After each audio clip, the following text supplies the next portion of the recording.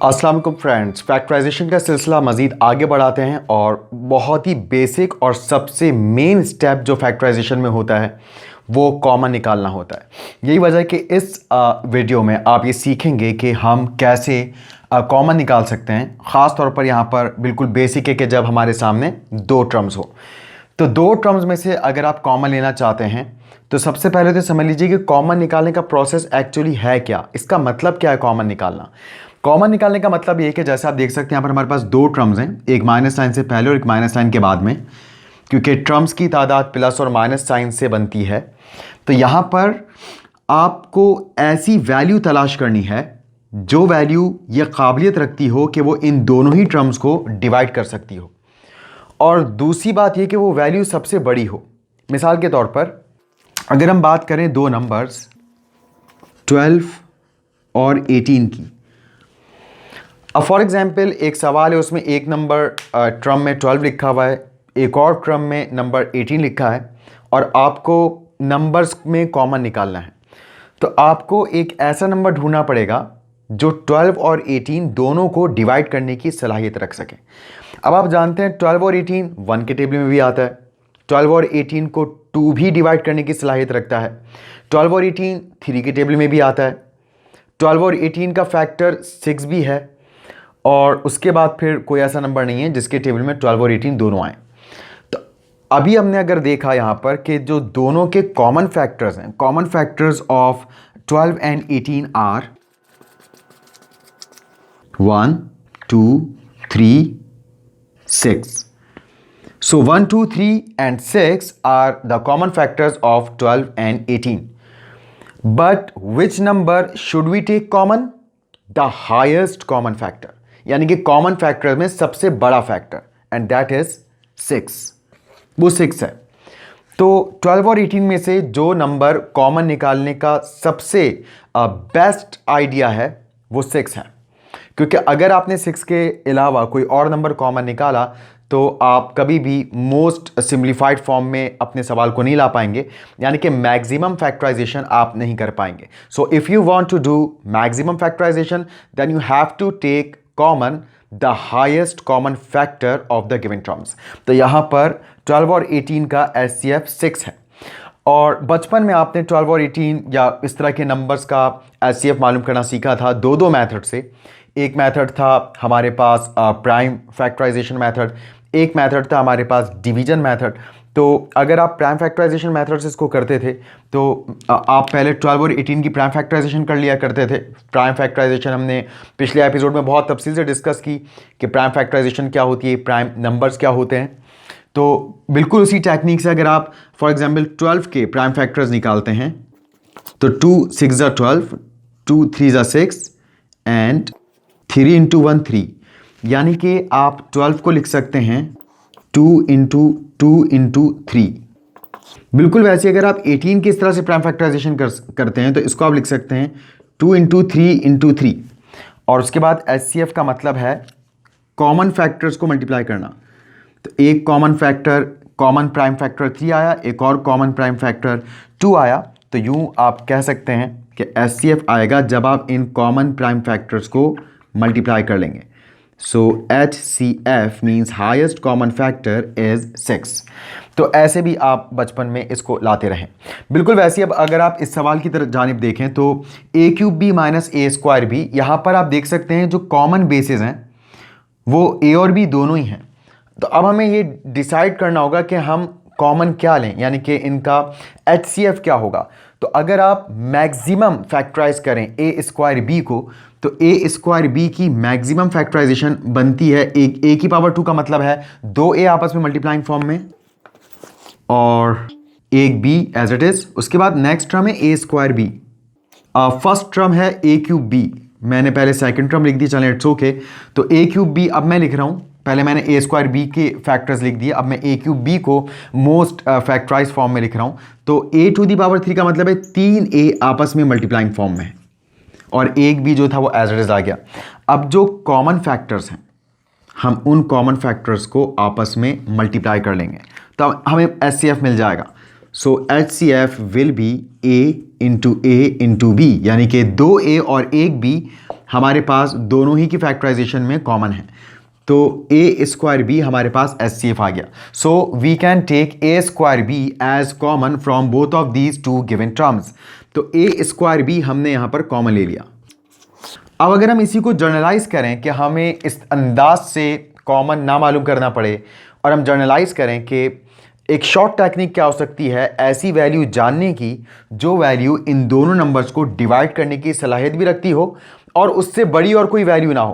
तो इसकी बड़ी आसान सी टेक्निक यह है कि आप सेम बेसिस को ऑब्जर्व करें, टर्म्स में जो भी सेम बेसिस हैं उन्हें आप कॉमन के तौर पे लिखें और उन बेसिस की पावर्स को बगौर देखें।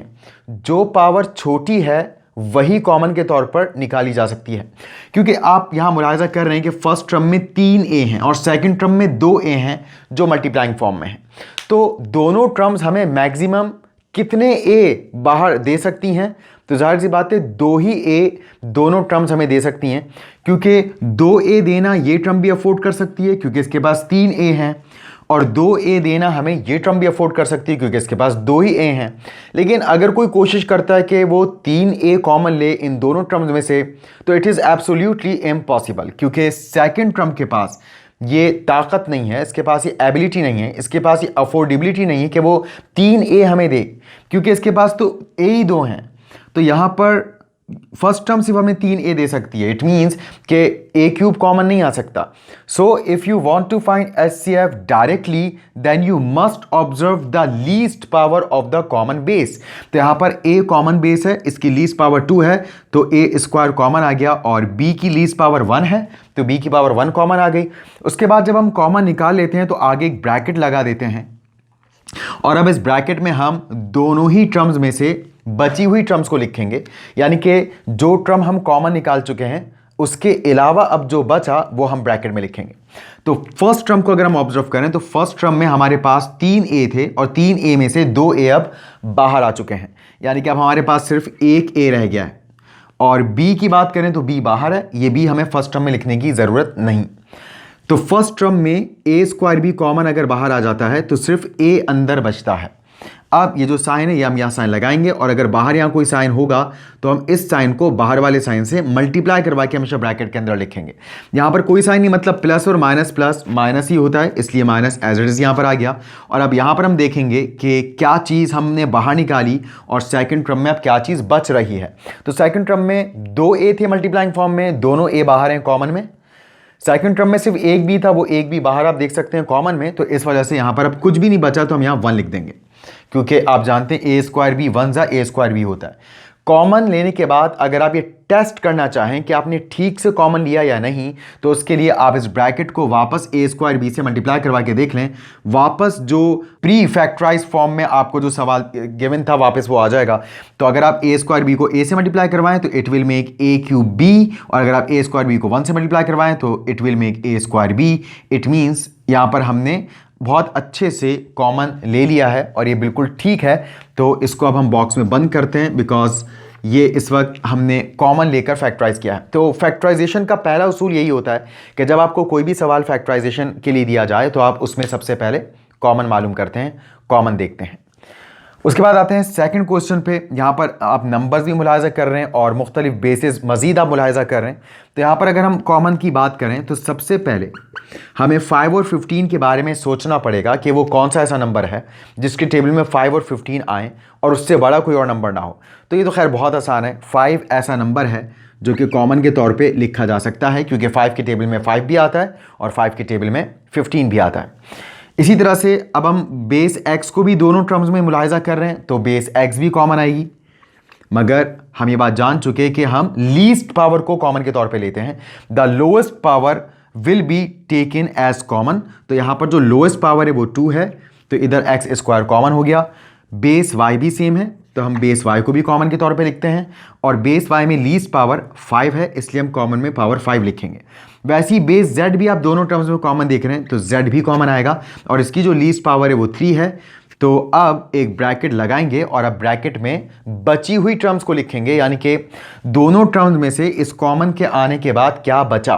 तो फर्स्ट टर्म में अगर आप देखें तो 5 बाहर है, 3x में से 2x बाहर है तो x की पावर 1 अंदर है, पावर 1 हम लिखते नहीं है।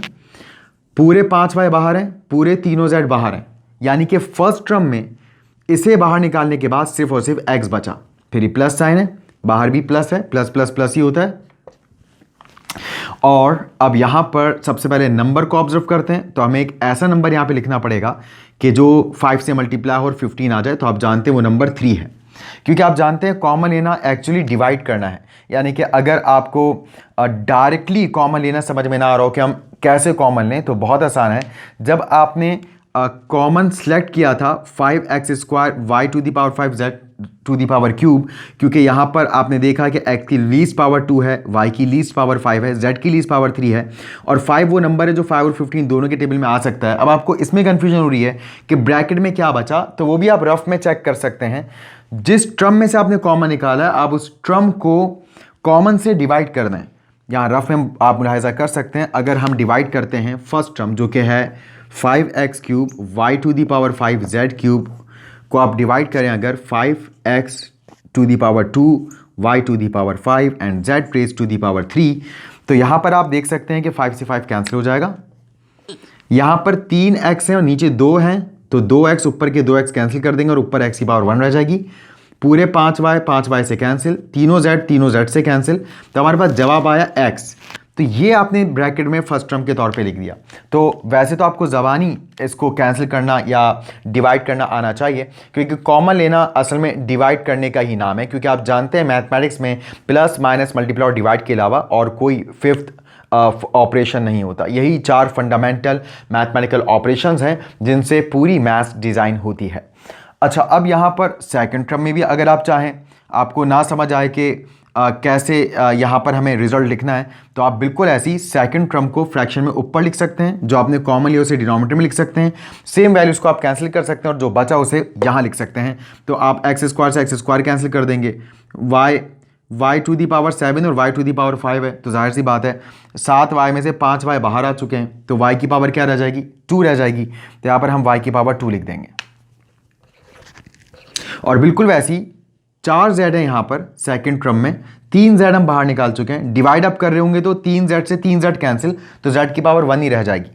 तो यहाँ आपके पास z रह जाएगा। तो आपकी मर्जी, आप ज़बानी करना चाहें ज़बानी कर सकते हैं, रफ में ऐसे कैंसिल करके आप रिजल्ट मालूम करना चाहें तो आप ऐसे कैंसिल करके भी रिजल्ट मालूम कर सकते हैं। तो शुरू में आप ऐसे करना चाहें तो कर सकते हैं, उसके बाद खुद ही प्रैक्टिस होकर आपका ऐसा माइंड बन जाएगा कि आप ये सवालात डायरेक्टली कर सकेंगे। तो ये हमारे पास सेकेंड क्वेश्चन भी फैक्टराइज हो गया। Now it's the turn off third part, और इसमें आप देख सकते हैं कि यहाँ पर हमारे पास सबसे पहले तो दोनों ही टर्म्स में माइनस साइन है, तो हम यहाँ चाहें तो माइनस साइन कॉमन ले सकते हैं। उसके बाद 28 और 16 के लिए हमें एक ऐसा नंबर चाहिए जो सबसे बड़ा हो और 28 और 16 दोनों उस नंबर के टेबल में आए। तो 1 के टेबल में ये दोनों नंबर्स आते हैं, 2 के टेबल में दोनों नंबर्स आते हैं, 4 के टेबल में दोनों नंबर्स आते हैं। उसके बाद और कोई टेबल नहीं है जिसके टेबल में 28 और 16 आए। तो अगर आप बेस्ट नंबर कॉमन के तौर पर लाना चाहते हैं तो वो 4 है, तो 4 हमने यहाँ लिख दिया। उसके बाद बेसिस अगर हम देखें तो p बेस सेम है दोनों टर्म्स में, तो p कॉमन आएगा और इसकी लीस्ट पावर 2 है। q भी सेम है दोनों ही टर्म्स में, तो q भी कॉमन आ गया और इसकी लीस्ट पावर 3 है, और मज़ीद कुछ कॉमन नहीं। तो अब जो बचा वो हम ब्रैकेट में लिखेंगे।